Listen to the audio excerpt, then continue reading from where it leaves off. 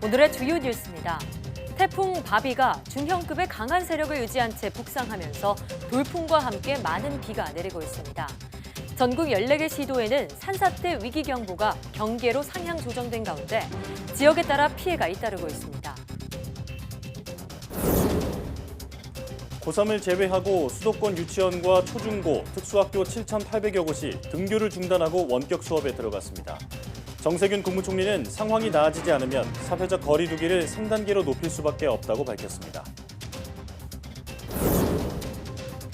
수도권의 확산 움직임이 계속되면서 병상과 의료진 부족 사태가 심각해지고 있습니다.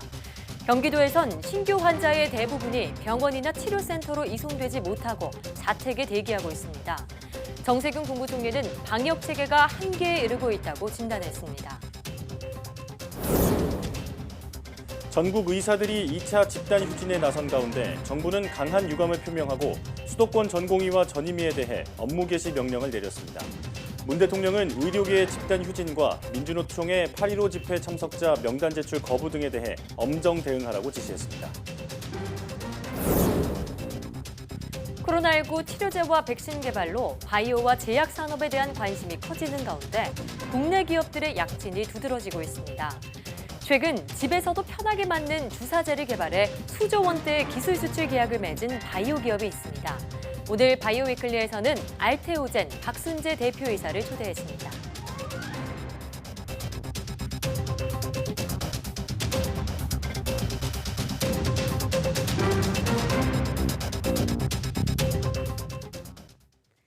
여러분 안녕하십니까? 사이언스 투데이입니다. 매우 강한 태풍 바비가 북상하면서 전국에 돌풍과 함께 많은 비가 내리고 있습니다. 특히 지역에 따라 초속 60m의 강풍에 최대 300mm 안팎의 집중호우가 쏟아져 피해가 속출하고 있습니다. 전국 14개 시도에는 산사태 위기경보가 경계로 상향 조정됐습니다. 태풍 바비는 사람이 서 있기 힘들 정도로 강한 바람을 동반하고 있어 상가와 아파트에서도 미리 대비가 필요합니다. 특히 창문이 깨지는 걸 막기 위해서는 유리와 창틀 사이 틈을 확실하게 메우고 우유값 등으로 단단히 고정하는 게 중요합니다. 강희경 기자가 보도합니다. 지난해 태풍 링링이 휩쓸고 간 현장입니다. 강풍이 베란다 통유리창을 뚫어버렸고 창틀에는 남은 유리 잔해만 간신히 붙어 있습니다. 유리에 테이프를 붙여봤지만 역부족이었습니다. 테이핑을 한 두세 번 했는데 바람이 세게 불더니 그냥 한 번에 와장창하고 부서 내려가지고. 신문지도 효과는 크게 다르지 않습니다. 젖은 신문지를 꼼꼼히 붙인 창문이 강풍에 얼마나 견딜 수 있는지 실험해본 결과 초속 38m 정도면 창틀 전체가 떨어져 나가 산산조각이 납니다. 유리창에 신문지나 테이프만 붙여서는 한계가 있는 겁니다.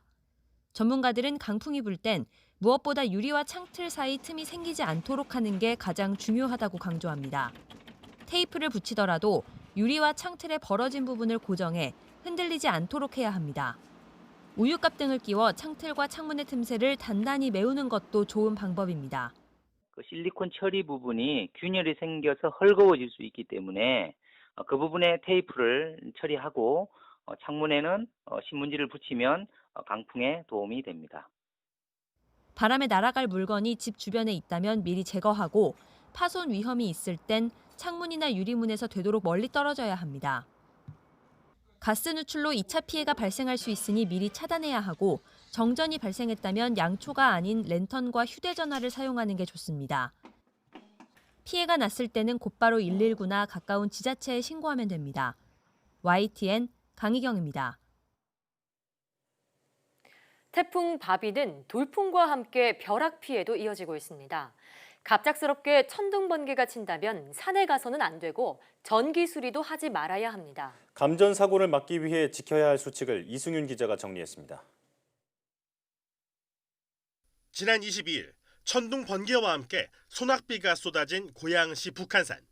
낙뢰에 맞아 추락한 50대 등산객 2명을 찾기 위해 구조대원들이 다급하게 움직입니다. 등산객 1명은 숨지고 다른 1명은 크게 다친 채 발견됐습니다. 낙뢰주의보가 발령되거나 번개가 칠 때 산에 오르는 건 금물입니다. 높은 곳일수록 벼락에 맞기 쉽기 때문입니다. 등산 도중에 낙뢰를 만났다면 금속 로프나 등산용 스틱 등 길고 뾰족한 물건은 몸에 지니고 있으면 안 됩니다. 또 자세를 낮추고 웅크리고 있다가 안전한 장소로 이동하는 게 좋습니다. 홀로 서 있는 나무는 특히 위험하고 금속 울타리나 철탑, 가로등에서도 멀리 떨어져야 합니다. 여러 사람과 무리지어 있는 것도 피해야 하는데 일행끼리 서로 접촉하지 말고 최소 1m 이상 거리를 유지할 필요가 있습니다. 차 안에 있는 게 밖보다 훨씬 안전합니다. 그래도 잠시 정차하는 게 좋고 외부와 연결된 금속 부분과 라디오는 접촉하거나 작동해서는 안 됩니다. 밖에 있을 경우는 빨리 실내나 차 안에 들어가는 게 가장 좋은 방법이고요. 또 차나 실내 안에 있을 때도 가급적 벽이나 차에서 떨어져서 그 주변 물건에 접촉하지 않는 게 좋습니다. 실내도 비교적 안전하긴 하지만 감전사고 예방 수칙은 반드시 지켜야 합니다. 가까운 곳에 낙뢰가 생기면 수도관이나 배수관을 타고 높은 전압이 침투할 수 있어서 목욕하는 것도 위험할 수 있습니다. 집 안팎에 전기 수리는 되도록 하지 않는 게 좋습니다. 전기 제품 플러그를 빼두고 전기 기구와 천장, 벽으로부터 1m 이상 떨어져 있는 게 안전하다고 전문가들은 당부했습니다. YTN 이승윤입니다. 의과대학 정원 확대 등 정부 정책에 반대하는 의사들이 집단 휴진에 들어간 가운데 서울에서는 동네 의원 506곳이 휴진을 신고한 것으로 집계됐습니다.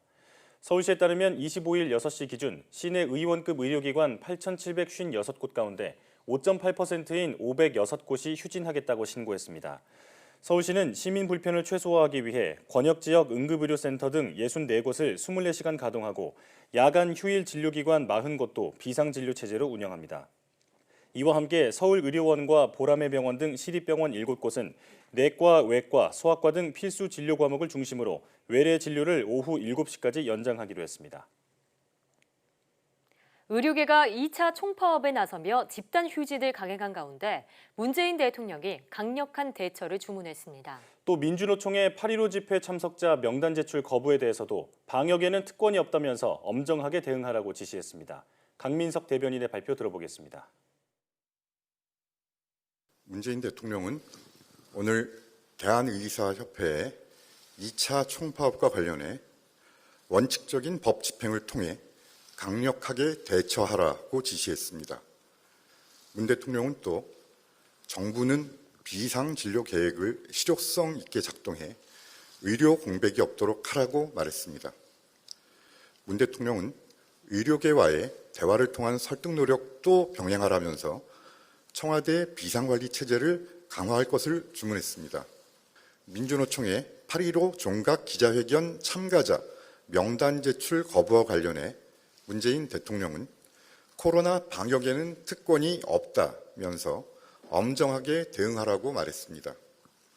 방역에는 차별이 있을 수 없고 어느 누구도 예외가 없다는 것이 문 대통령의 생각입니다. 국민의 생명과 안전에 관한 일이기 때문입니다.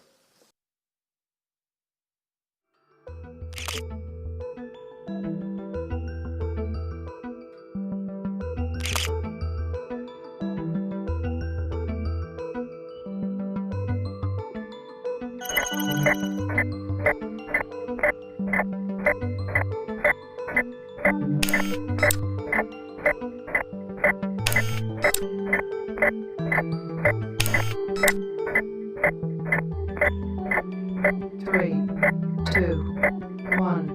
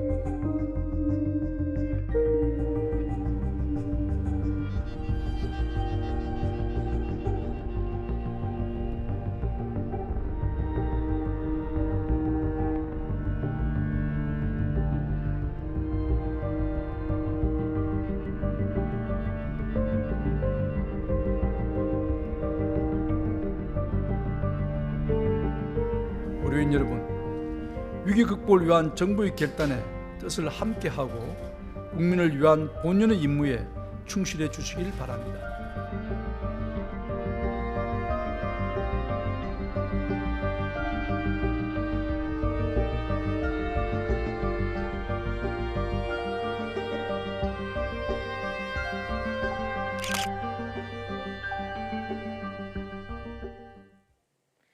방역당국이 다음 달 3일까지 현재와 같은 확산세가 유지될 경우 중증 환자가 최대 130명가량 발생할 것으로 예상했습니다.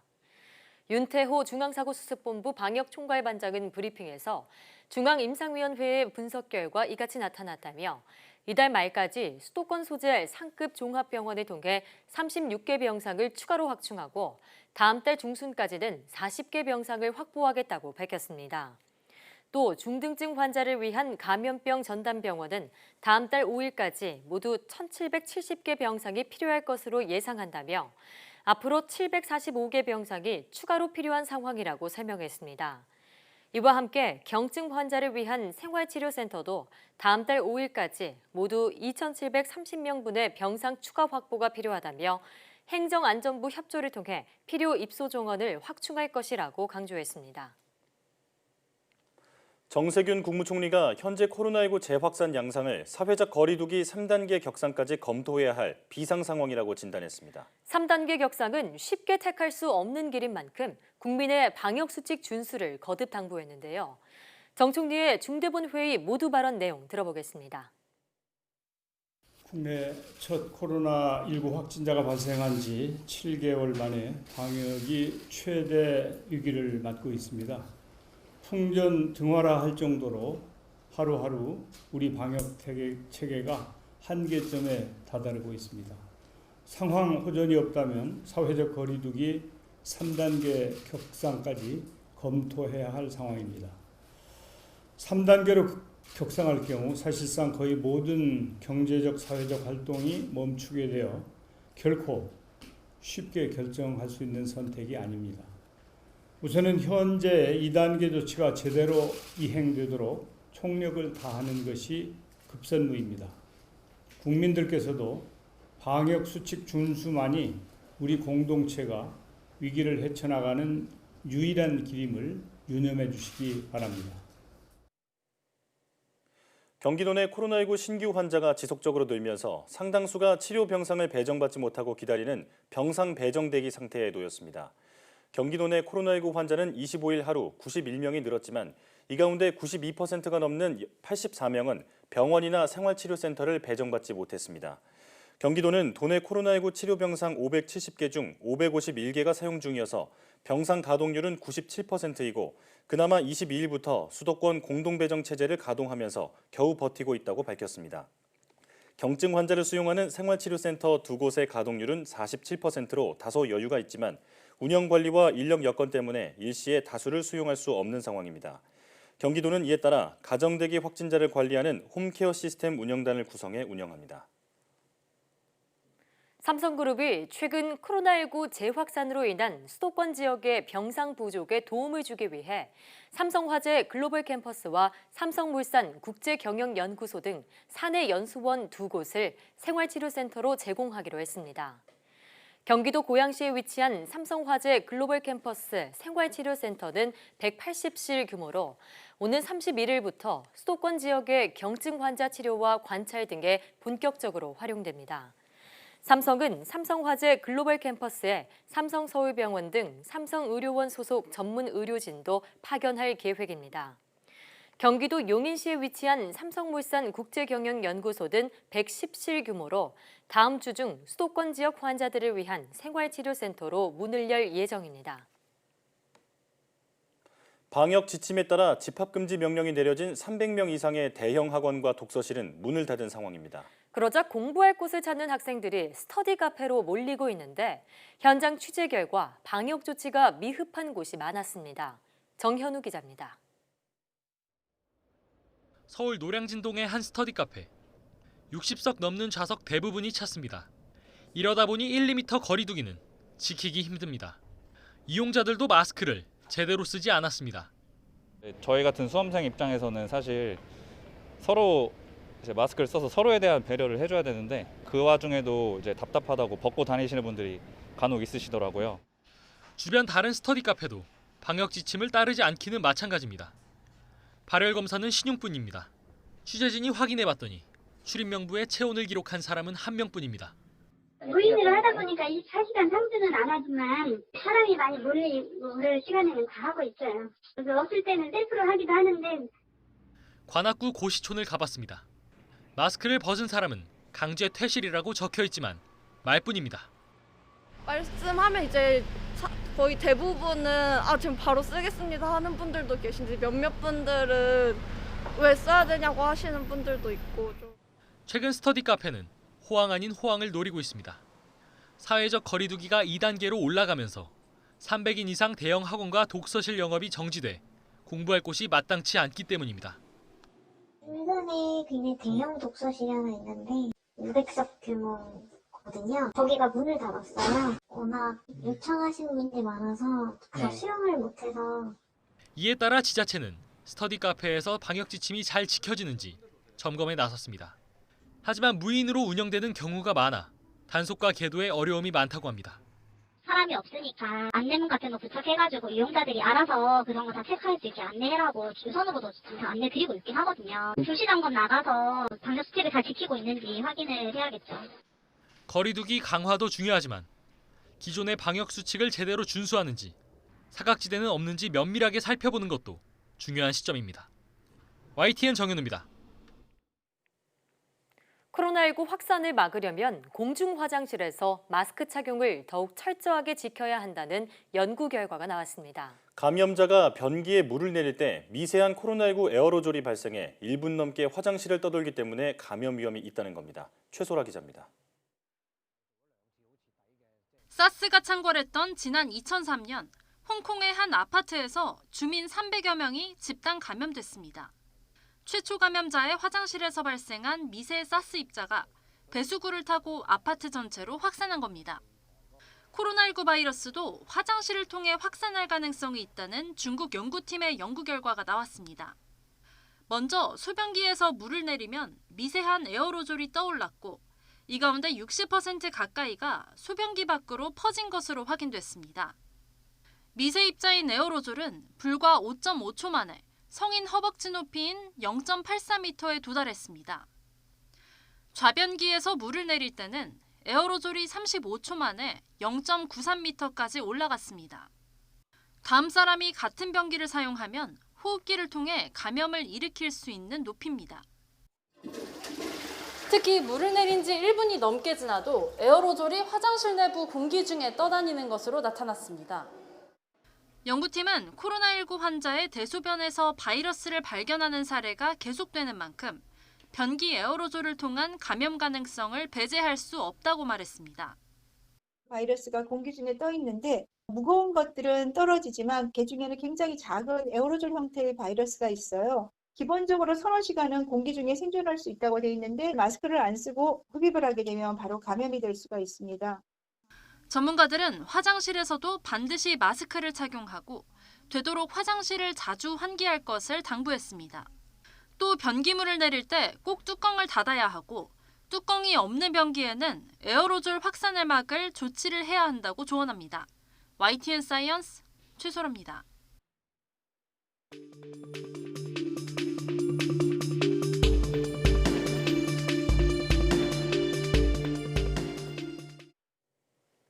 수도권 교회와 집회 관련 확산세가 계속되면서 국내 코로나19 신규 확진자가 사흘 만에 다시 300명대로 증가했습니다.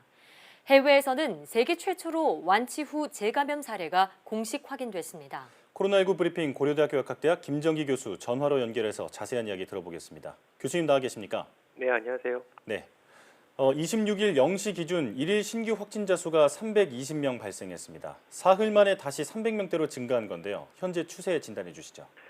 글쎄요, 말씀하신 것처럼 과거에 한 연속 3일 300명대를 보이다가 8월 24일하고 25일에는 200명대를 보였었거든요. 네. 그러다가 이제 어제 신규 1일 확진자가 300명을 넘었는데 지금 상황은 글쎄요, 이 상황을 두고선 실제로 어제 논란이 되고 있는 게 그러니까 그 중앙임상위하고 보건당국하고 얘기가 뭐 그러니까 전망이 다르다 이런 얘기가 나오고 있습니다. 그래서 중앙임상위에서는 실제로는 400명 가까운 300명대를 보이던 때가 정점이었고 연이어 200명대를 보이는 게 완화되는 단계다 이렇게 보고 있는 반면에 방역당국 같은 경우에는 아직은 그렇게 평가하기는 시기상조다. 지금은 전국 확산의 폭풍 전야와 같다 이렇게 얘기를 하고 있는데요. 제가 보기에는 오히려 이제 그 중앙임상위에서 얘기하는 것보다는 방역당국의 견해가 더 일리가 있다 이렇게 보고 있습니다. 그러니까 중앙임상위 같은 경우에는 실제로 그 경향 분석은 전체적으로 맞기는 합니다만 그 이틀 200명대가 나온 걸 가지고 너무 성급하게 그러니까 예견을 하고 있다 이렇게 생각을 하고 있고요.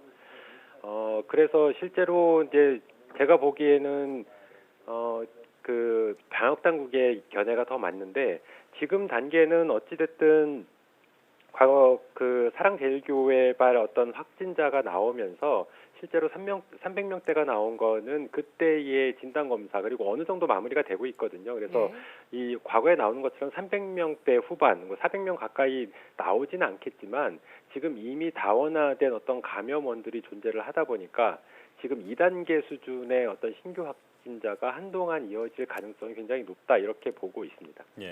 네, 그런데 정부는 사회적 거리 두기를 3단계로 격상하는 것에 대해서 신중한 입장입니다. 그럼 교수님께서는 3단계 격상 필요성에 대해 어떻게 보시는 건가요? 일단 제가 보기에는 3단계로 전환을 하는 게 방역적인 측면에서는 맞다 이렇게 보고 있고 실제로 경제적인 측면에서도 맞다 이렇게 보고 있습니다. 그러니까 3단계로 전환을 안 하게 되면 2단계를 계속 유지를 하고 있는 건데 2단계만으로는 지금의 뭐 신규 확진자 규모를 크게 완화하기는 상당히 어렵지 않나 이렇게 생각을 하고 있고 오히려 3단계로 격상을 해서 짧은 시간 내에 지금 상황을 크게 완화시킨 다음에 다시 2단계든 1단계든 완화를 하는 방향으로 가는 게 경제적인 측면에서도 더 맞고 실제로는 방역적인 측면에서 더 맞다 이렇게 보고 있습니다. 네, 이 방역이나 경제 양면에서 모두 3단계 격상을 해야 한다는 의견이시군요. 자, 홍콩에서는 세계 최초로 코로나19 완치 후에 재감염 사례가 공식 확인됐습니다. 그런데 3월에 검출된 바이러스와 이번에 검출된 바이러스의 유전자 일부가 달랐다고 하는데 이게 어떤 의미인지 설명해 주시죠. 글쎄요. 이런 재감염 부분은 과거에도 논란이 좀 있었는데 이게 뭐 재활성화냐 아니면 잠복 감염이냐 재감염이냐 이런 얘기가 계속 있습니다. 근데 이번에 홍콩에서 홍콩대 연구팀에서 사이언스 저널에 투고해서 게재된 그 논문에 따르면 실제로 이 홍콩 남성인 경우에는 3월 달에 이미 감염됐던 적이 있고 실제로 완치가 됐다라고 해요. 그리고 4개월 반 만에 재감염이 일어났다라고 얘기를 하고 있는데 두 개의 바이러스 분리주의 유전자 연기 서열을 비교를 했더니 서로 다르더라라는 얘기를 하고 있거든요. 그 얘기는 뭐 재증식이라든가 잠복 감염일 가능성보다는 재감염일 가능성이 훨씬 더 높다. 그러니까 그게 맞다라고 보고는 있습니다. 그래서 이 부분은 실제로 현재 개발 중인 백신에 대한 효능 부분에 대한 어떤 논란이 있을 수가 있는 부분이고요. 이렇게 그 감염됐을 경우에는 실제로 항체가 몸에 형성이 되는데 그 항체가 지속이 오랫동안 안 되거나 있어도 유전자서 염기서열상의 돌연변이가 있는 변이주에 대해서는 감염을 억제할 수 없다라는 부분이기 때문에 향후에 어떤 개발될 어떤 백신의 유효성 부분에 있어서 상당히 의문점이 발생할 수밖에 없다 이렇게 보고 있습니다. 네, 방금 말씀하신 것처럼 홍콩 사례처럼 변종 바이러스에 의해서 또다시 코로나19에 감염될 수 있는 거라면 백신이 개발돼도 코로나19 종식이 어려울 수 있다 이런 얘기인가요? 일단 그렇게 보는 게 맞겠죠. 근데 다만 또 이게 긍정적인 면과 부정적인 면을 함께 가지고 있는데요. 부정적인 면은 앞서 말씀드린 것처럼 감염돼서 생성된 체내의 항체가 새로운 감염을 억제하지 못한다라는 부분은 분명 부정적인 측면은 맞습니다. 근데 긍정적인 측면은 또 뭐냐면 실제로 이번에 재감염됐을 때는 무증상을 보였다라고 해요. 그러니까 그 얘기는 항체가 어느 정도 병증을 완화하는 데는 효과가 있을 수 있다 이렇게는 보고 있는데 또 하나 부정적인 측면을 언급해드리면 실제로 몸에 있는 어떤 효능이 완벽하지 못한 항체가 이후에 감염을 촉진시키는 우리가 AD라고 얘기를 하거든요. 항체 유전성 감염 증가 이런 것도 유발할 수 있다. 그래서 이런 거를 종합적으로 실제로 향후에 연구가 필요하다 이렇게 생각을 하고 있습니다. 자, 그런가 하면 코로나19가 영원히 인류와 함께 할 것이라는 전문가의 의견도 보도가 된 적이 있는데 앞으로 코로나19가 계절성 호흡기 질환으로 남을 가능성 얼마나 될까요? 제가 보기에는 제 개인적인 견해입니다만 100%지 않을까 이렇게 생각을 하고 있습니다. 지금 코로나19 바이러스 같은 경우에는 우리나라뿐만 아니라 전 세계적으로 굉장히 많은 사람들이 감염돼 있다 보니까 그만큼 숙주가 굉장히 많다라는 얘기거든요. 그래서 지구상에서 숙주가 많기 때문에 감염된 숙주가 많기 때문에 항상 어딘가에는 존재를 하고 조건이 맞으면 계속 또 확산을 할 가능성이 있다. 근데 다만 바이러스가 계속 사람 간 전파를 일으키게 되면 변이가 일어나게 되고 이러한 변이들은 일반적으로는 병원성이 낮은 방향으로 가게 됩니다. 그러니까 지금의 일정 부분 병원성이 높은 코로나19 바이러스가 아니라 실제로 감기 바이러스의 하나로 편입이 되면서 말씀하신 계절형 호흡기 질환을 유발하는 그런 하나의 바이러스로 자리 잡을 가능성인 제가 보기에는 거의 100%다 이렇게 보고 있습니다. 예. 자, 오늘도 코로나19 브리핑 함께 했는데요. 지금이 코로나 확산을 막을 수 있는 골든 타임입니다. 방역 수칙을 철저히 지키는 것만이 확산을 막을 수 있는 길이라는 것을 기억해야겠습니다. 고려대학교 약학대학 김정기 교수와 함께했습니다. 교수님 고맙습니다. 감사합니다.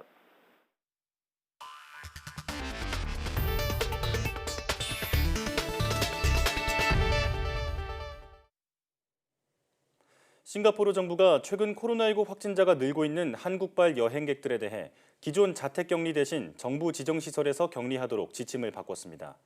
스트레이트 타임즈에 따르면 싱가포르 보건부는 경유를 포함해 14일 이내에 한국을 다녀온 뒤 싱가포르로 입국하는 이들을 대상으로 이같이 자가격리 기준을 변경한다고 발표했습니다. 이번 조치는 오는 29일 토요일부터 적용된다고 싱가포르 보건부는 설명했습니다. 당초 한국은 저위험 국가에 포함돼 입국 시 싱가포르 내 자택에서 자가격리할 수 있었지만 이번에 기준이 강화된 겁니다. 세계보건기구 WHO는 현지 시간 25일 코로나19가 여전히 맹위를 떨치고 있지만 확산 속도는 다소 둔화했다고 밝혔습니다. WHO가 발표한 주간 역학 업데이트 보고서에 따르면 지난 17일부터 23일 사이 전 세계적으로 보고된 코로나19 신규 확진자 수는 170만여 명, 신규 사망자는 약 3만 9천 명으로 집계됐습니다. 이는 한 주 전보다 신규 확진자는 5%, 신규 사망자는 12% 감소한 수치입니다. 이런 경향은 코로나19 피해가 극심한 미국과 브라질 등이 속한 미주 지역에서 뚜렷이 나타나 이 지역 신규 확진자와 사망자는 각각 11%, 17% 줄었습니다. 코로나19 방역 실패와 가족 비리 의혹 등으로 비난을 받고 있는 브라질의 보우소나루 대통령이 그 분풀이로 언론에 대해 막말과 악담을 쏟아내고 있습니다. 언론은 이에 반격을 가하고 정치권과 법조계도 언론 자유를 침해하는 것이라고 비판하고 있어 갈등이 커지고 있습니다. 보도에 박홍구 기자입니다. 코로나19 확진자 360만 명으로 여전히 세계에서 두 번째로 감염이 확산한 브라질이지만 대통령궁에서는 코로나19에 승리하는 브라질이란 제목의 대규모 행사가 열렸습니다. 이 자리에서 보우소나루 대통령은 언론에 대한 좋지 않은 감정을 여과 없이 드러냈습니다. 자신은 운동을 많이 해서 괜찮지만 겁쟁이 언론인들은 코로나19에 걸리면 살아남을 가능성이 작다고 말했습니다. Sempre fui atleta das Forças Armadas, aquela história de atleta, né? Que o pessoal da imprensa vai por deboche. Mas quando pega num bundão de vocês, a chance de sobreviver é bem menor. 보우소나루 대통령은 또 전날 자신의 부인 계좌에 수상한 돈이 입금됐다는 의혹에 대해 기자가 질문하자 신경질적인 반응과 함께 막말을 내뱉기도 했습니다. 이에 대해 브라질 언론은 불편한 질문을 받으면 언론인을 공격하고 기자회견을 일방적으로 중단하는 것이 보우소나루 대통령의 일상이라고 비난했습니다. 또 대통령은 답하라는 제목의 사설을 통해 가족 비리 의혹에 대해 대통령이 해명해야 한다고 강조했습니다. 정치권과 법조계도 기자를 위협한 대통령의 발언은 적절치 못한 반응이며 언론의 자유를 명백하게 저해하는 위험한 행위라고 비판했습니다. 이런 가운데 대통령의 장남인 39살 플라비우 보우소나루 상원의원이 코로나19 검사에서 양성 판정을 받고 자가격리에 들어갔습니다. 보우소나루 대통령 가족이 양성 판정을 받은 것은 이번이 네 번째로 본인과 부인 그리고 넷째 아들은 이미 확진 판정을 받은 바 있습니다. YTN 박홍구입니다. 세계보건기구 WHO가 아프리카 대륙이 소아마비로부터 자유롭다고 인증했습니다. WHO는 현지 시간 25일 성명을 통해 정부와 기부자, 일선 보건직원과 지역사회 등의 지칠 줄 모르는 노력 덕분에 아프리카가 180만 명 가까운 어린이를 불구로 만드는 마비 증세에서 건짐을 받았다고 밝혔습니다. 아프리카 소아마비 퇴치 공식 선언은 나이지리아 북동부에서 마지막 소아마비 발병 사례가 보고된 지 4년 만이며 소아마비는 천연두와 함께 아프리카에서 퇴치된 바이러스 목록에 올랐다고 WHO는 전했습니다. 소아마비는 1950년대 백신이 개발되기 전까지만 해도 전 세계적인 전염병이었으나 백신 개발 이후 이례적인 글로벌 차원의 노력 그리고 금융적 뒷받침 덕분에 올해 들어 아프가니스탄과 파키스탄에서만 모두 87건의 발병 사례가 보고됐습니다.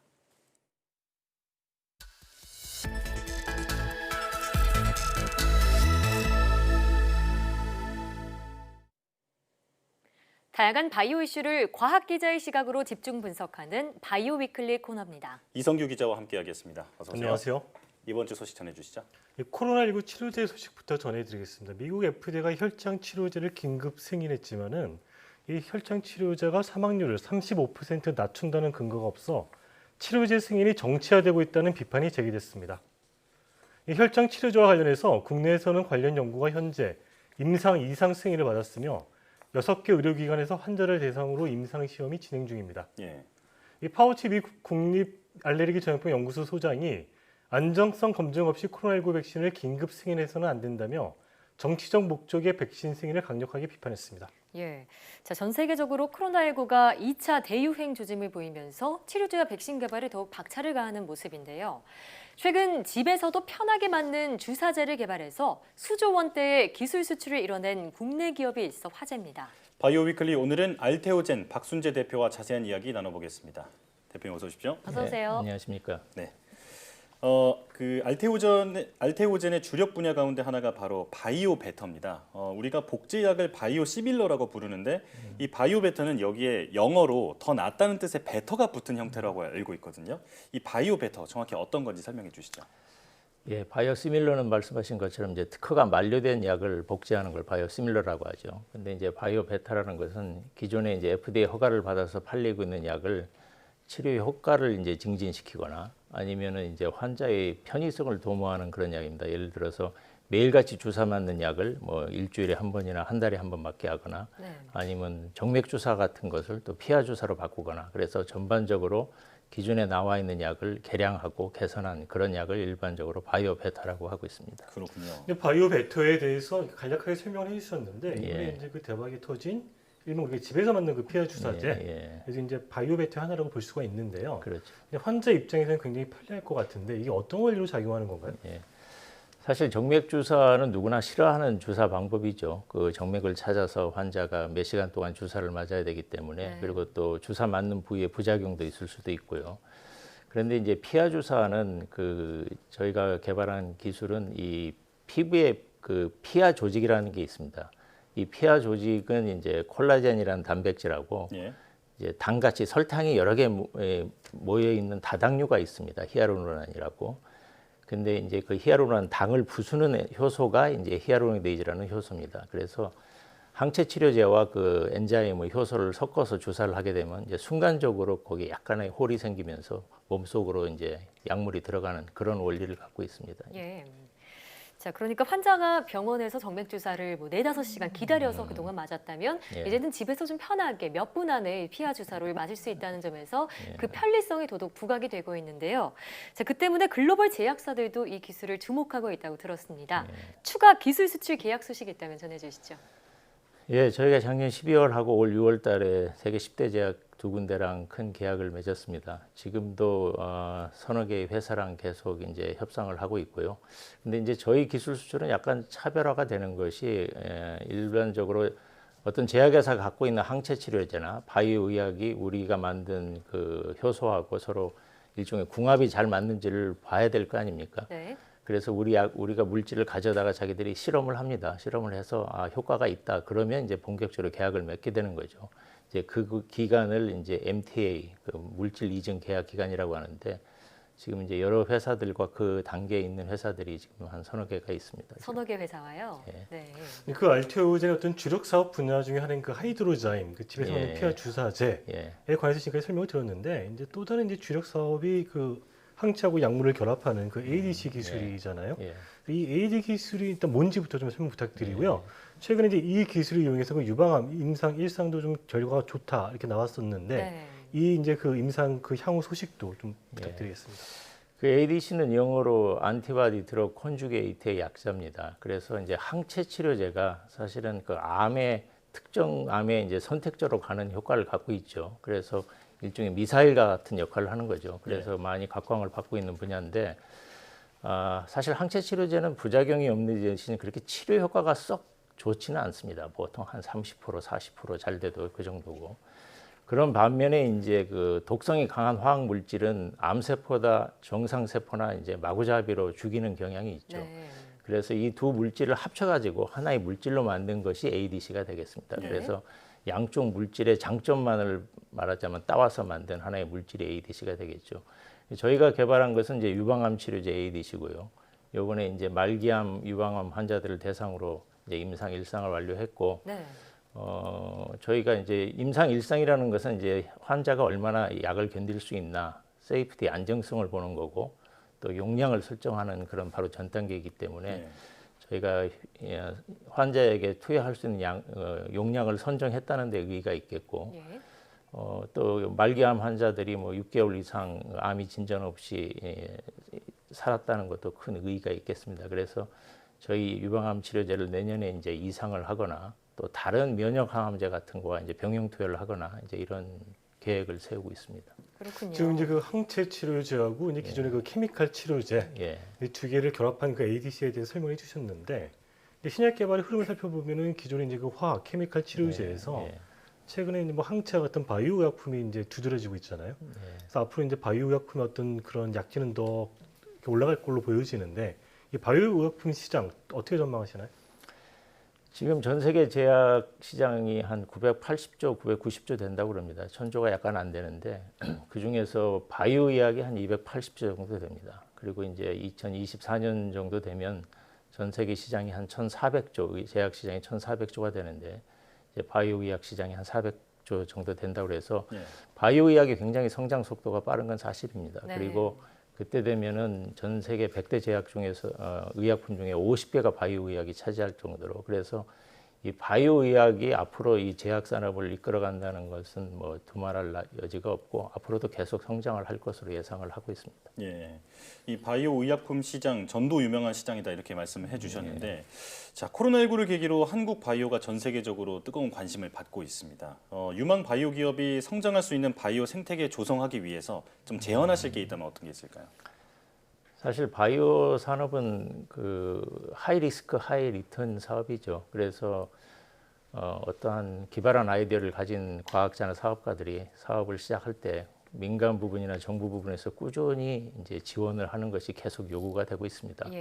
또 신약이라는 것은 뭐 성공 확률이 워낙 낮은 분야고 뭐 통계에도 나와 있듯이 임상 1상에 들어가서 FDA 허가받는 것이 뭐 10%가 될까 말까 할 정도이기 때문에 우리나라도 이 실패를 인정할 수 있는 문화가 좀 돼야지만 바이오 생태계가 건전하게 그리고 지속적으로 성장할 수 있을 것 같습니다. 네, 꾸준한 정부 지원과 더불어 실패를 용인할 수 있는 그런 문화가 형성이 되어야 한다. 이렇게 제언한 말씀 남겨주셨는데요. 자, 알테오젠이 앞으로도 더더욱 성과를 거두어서 국내 바이오 생태계가 더 자리 잡고 성장하는 발판을 만들어주시길 바라겠습니다. 자, 지금까지 알테오젠 박순재 대표, 이성규 기자와 함께했습니다. 오늘 나와주셔서 고맙습니다. 네, 감사합니다.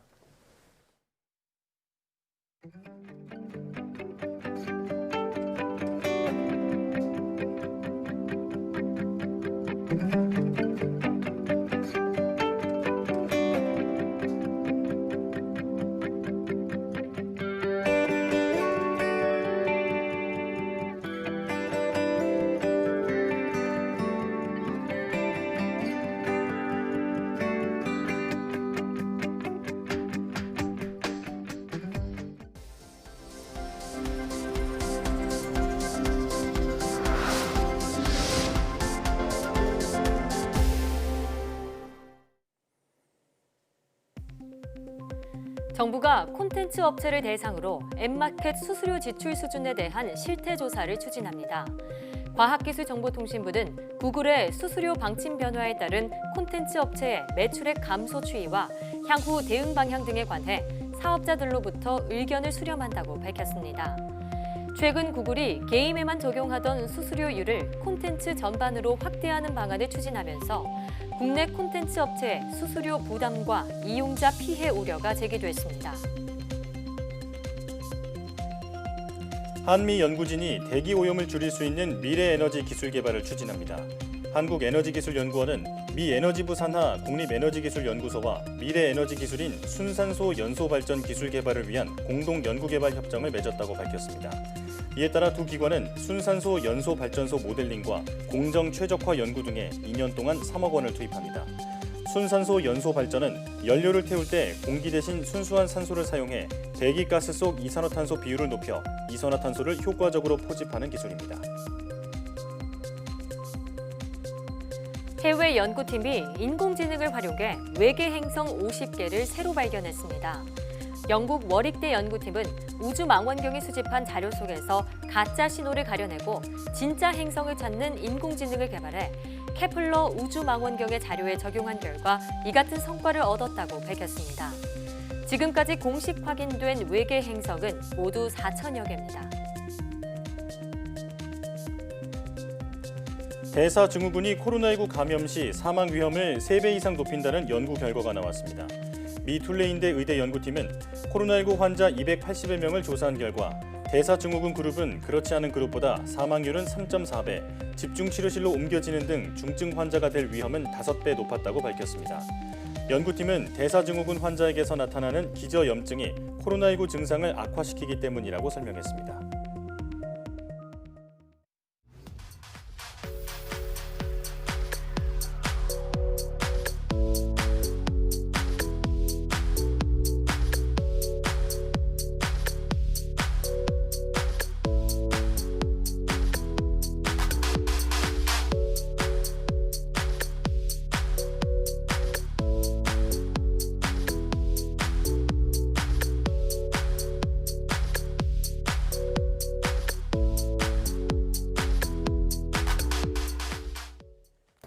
지난 집중호우 피해가 복구되기도 전에 태풍 바비가 북상하고 있어 걱정입니다. 이번 태풍은 강한 바람을 동반하는 만큼 간판 등 떨어질 위험이 있는 물건은 미리 점검하는 게 중요합니다. 또 되도록 외출을 자제하고 기상 상황을 수시로 확인하는 게 좋겠습니다. 꼼꼼히 대비해 큰 피해 없길 바랍니다. 사이언스 투데이 오늘 저희가 준비한 소식은 여기까지입니다. 함께해 주신 여러분 고맙습니다.